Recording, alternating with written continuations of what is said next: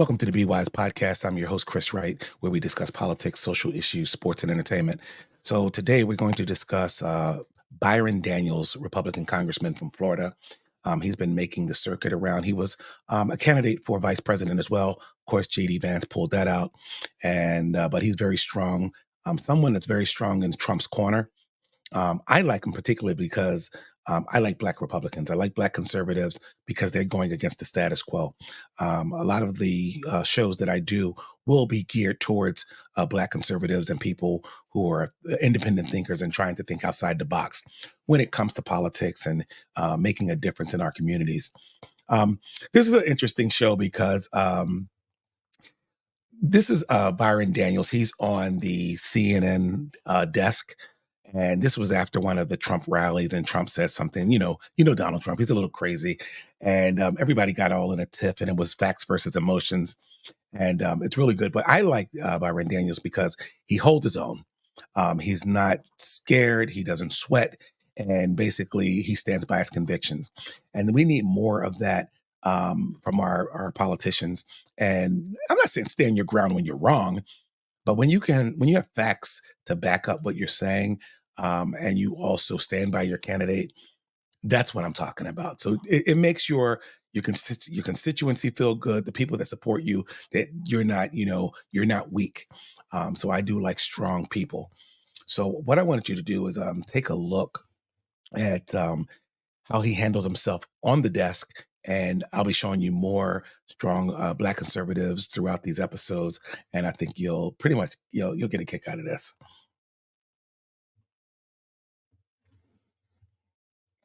Donald Trump taps into American carnage as voting gets underway across the country. And is he getting policy ideas from a B-list Hollywood movie? Well, that's because what he is saying sounds like it was ripped from the pages of The Purge. It's a movie franchise, but here it is. Business, right? They don't pay rent. The city doesn't have it's a chain of events. It's so bad.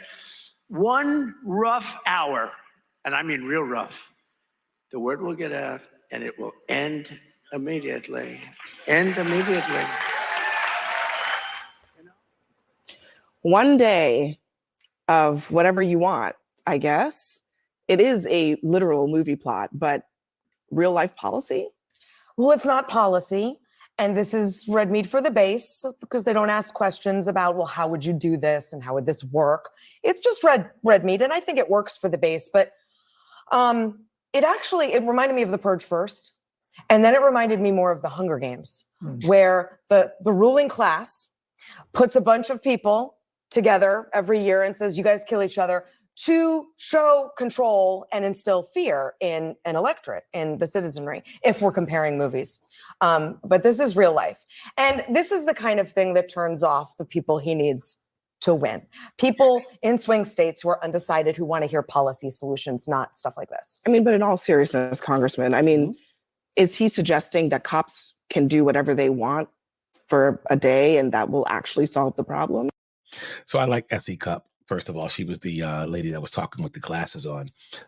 She used to be on MSNBC. And by the way, just for full disclosure and for the record, I was a very, very liberal person. And all I watched was MSNBC for a long time. Didn't realize they were pulling the wool over my eyes. And now I don't even watch mainstream media at all. I love these clips from CNN because it just confirms that it is not good for our souls and it's not good for our minds. But you do get to pull out some of the tricks of the trade if you watch mainstream media. But anyway, I just wanted to point out S.E. Cupp, but she teed you up. If you watch TV, she got the emotions going, made you think that everything that Donald Trump was saying was ludicrous, compared it to a movie like The Hunger Games, and what was the other movie? The Purge. If you see The Purge, you'll see it's just totally ridiculous to compare those two situations. But I want you to take a look at Byron Donalds' face. He's flat. Like everything that you've said so far doesn't move me, doesn't bother me, and I'm ready to take you guys on 3v1. Watch this. No, he's not. And even the clip you just played, what's it? 5 seconds for Donald Trump, an hour speech. I think a lot of times people say, oh, well, he said this. For 5 seconds, Yes, he says things that are unscripted. He goes off the cuff. He's not serious. There's no policy behind that. But I think where the American people truly are is they at least want to hear what somebody is thinking full-throated versus Kamala Harris, who is completely scripted. Like, now, Keith is the other black gentleman who's about to just go full bore emotional and cry and everything like that and make complaints. But did you see the eye roll? I want you to pay attention to his eye roll.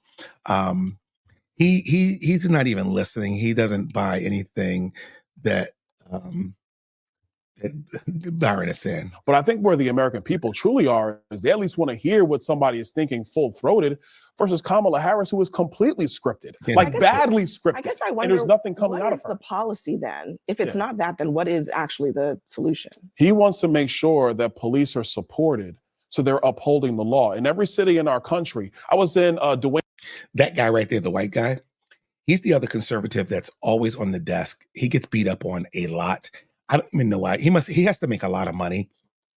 His job is to be the conservative punching bag for CNN. And it's kind of like the show on Fox, The Five, where they have 4 conservatives and 1 liberal. Well, CNN copied that. Now they have always 3 or 4 liberals and 1 conservative. So he's the punching bag. He's not going to say anything through this entire segment because he knows Byron Daniels and he already knows that this guy can hold his own. I don't need to say anything. Wayne Reed last night here in New York, just trying to get razor blades so I can get a fresh shave for today. I had to press the button for the attendant to come to open up the case just so I can get a pack of razor blades. That's what's going on in every major city of America. Americans are fed up with that kind of stuff. It happens because you do have a dereliction of support for law enforcement in too many cities in America. And so there's a major angst going on amongst the American people. Donald Trump said a comment for 5 seconds. That's not setting policy. That's revealing the angst of the American people. Donald Trump has a history of saying inflammatory things. It's not just those 5 seconds, Congressman, and you know that. He has a history that goes back from the time when he first ran for office, and he's talked about telling people in his rallies to knock the crap out of him. He had a history, even when I was working here at CNN, he was telling people how CNN is the enemy of the people. And you know what? A guy named Caesar Sayak sent pipe bombs to this building, or not to the other building that CNN used to be in, and tried to kill people. Donald Trump says things that get people hurt. When he talked about liberating Michigan, what happened? Gretchen Whitmer, the governor of Michigan, they tried to kidnap her. There's a plot to try to kidnap her. Look at Byron's face. Flat. Like he's like, I'm not moved by anything you're saying. You know, facts over feelings, my guy. If you want to blame Donald Trump's rhetoric for someone throwing a pipe bomb in a building or someone being kidnapped, go ahead. You do you, rock on, but I'm not going to buy that. Every time he says something that's just 5 seconds, inflammatory statements like that. What happened when we have January 6th? It's because Donald Trump opened his big mouth and wouldn't shut up. And I wish at some point, Congressman, you would at least have the courage to stand up to your dear leader and tell him when he's doing wrong. Are we going to talk just apologize for him? Now about the rhetoric? Don't just apologize for him. Are we going to talk about the rhetoric directed at Donald Trump? Because we do realize that he's been trying to kill. Are you going to continue to try not to answer the question? So you're not going to answer what I just said. Hang on one second. Let's talk about that. Let's actually talk about rhetoric, because here's what Trump supporters have been saying. People hear this violent, dangerous rhetoric, and we're going to have a copycat. It's coming. And it's just unfortunate. Somebody's going to get killed. I'd say that's pretty strong evidence that the left needs to tone down the rhetoric and needs to cut this crap out. Somebody's going to get hurt by it. It works when we see the liberal elite literally trying to take out a political opponent. Now, do they cause it? Absolutely. They contribute to it. They're complicit with it because of their words. So according to those gentlemen there, saying that Trump is a threat to democracy is violent rhetoric, but Trump saying, let's just have one really violent day, that is not violent rhetoric? He didn't say violent. He didn't say violent. He's going to play the clip. No, he didn't say one violent day. That's not even what he said. Well, let's be honest about what he actually said. Play it again. Trump again. Play it again, because he didn't even say that. But go ahead. Can we play it again? I want to hear. All these stores go out of business, right? They don't pay rent. The city doesn't have money. It's a chain of events that's so bad. One rough hour, and I mean real rough, The word will get out and it will end immediately. End immediately. How is that not violent rhetoric? We have to acknowledge the reality going on in every city in America. Not answering the Crime question. is mass. Not answering the question. That is answering the question. How Because is the reality in America, hold on, Keith, the reality in America is that crime is massively up. Crime is not massively Yes, up. it That's is. a You lie. can bang the table Crime- all you want, but You're that's not lying, true, Congressman. Keith. You're lying. We already know that there The are cities that- FBI just released data this week that crime is going down. We already know that. Oh my God! Why do you, Abby? Why do you let this man lie on your national I'm national not television lying. like I'm telling this? you the This exact is not truth. right. You may not You're a want. liar, You may not. Congressman. No, You're I'm a not. liar. Because you're You should lying to never the be American allowed people on now. the desk. And so I want to be respectful of what you're trying to say. Hang on a second. Go You ahead. would just let me Go ahead. talk. I will explain exactly what you want me to explain. We have the data. The FBI literally put out data today showing that crime is down this year for the first 6 months of the year. But look at the trend line. All right, look at this data right here. This is a 6-month,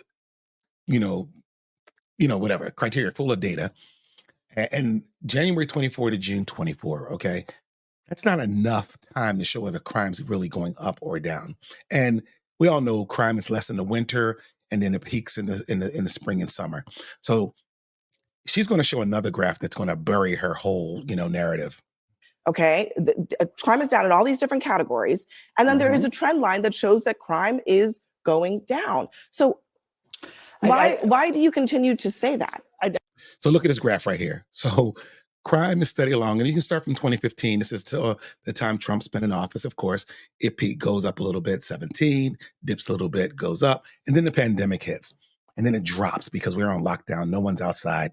Everyone's just kind of like doing their thing, and they're doing DoorDash, and the people are there's just no crime. There's no stores are open. The only crime actually was the protests, burning down stores and homes and protesting in the streets. That was the violence. But then as soon as the pandemic was over, it spiked back up again. And Byron's going to make a test to that and explain why. I do think, though, in some I'll place. let you get in, but I do want the congressman to answer that question. Please. If you look at crime rates in the United States since the pandemic to this current period in time, crime is up. Okay, over the years, crime is up. Violent crime is Look up. at the chart. I'm looking right now. Okay? I'm looking right now. Crime is on its way down. It has not returned to pre-pandemic levels yet, but it is trending down. Well, that is a I'm fact. looking at your chart right now.